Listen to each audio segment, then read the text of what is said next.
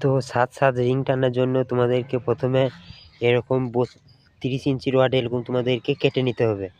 তো তারপরে তোমাদেরকে এইখান থেকে এইখানে একটি 7 ইঞ্চি পেরেক এবং রড পুঁতে নিতে হবে, আমি যে এরকম প্রসেসে পুঁতেছি।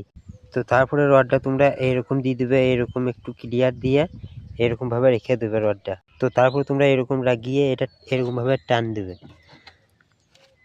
তো টান দেওয়ার পর তোমরা দেখতে পাচ্ছ আমার একটা কোণ হয়ে গিয়েছে। তারপরে আবার এখানে লাগিয়ে আবার এরকমভাবে তোমরা টান দেবে। তো আমার দেখতে পাচ্ছ দুটো কোণ হয়ে গেল। তারপর আবার এরকম লাগিয়ে আবার এই কোণটা একটা টান দেবে। তো আমি আবার দ্বিতীয় টানটা দিয়ে দিলাম। তো দেখতে পাচ্ছ আমার 4টে কোণ হয়ে গিয়েছে। তারপরে আমি এগুলাকে এরকমভাবে মুড়িয়ে দেবো। তো তার জন্য এরকমভাবে লাগিয়ে আমি এরকমভাবে মুড়িয়ে দেবো। তো দেখতে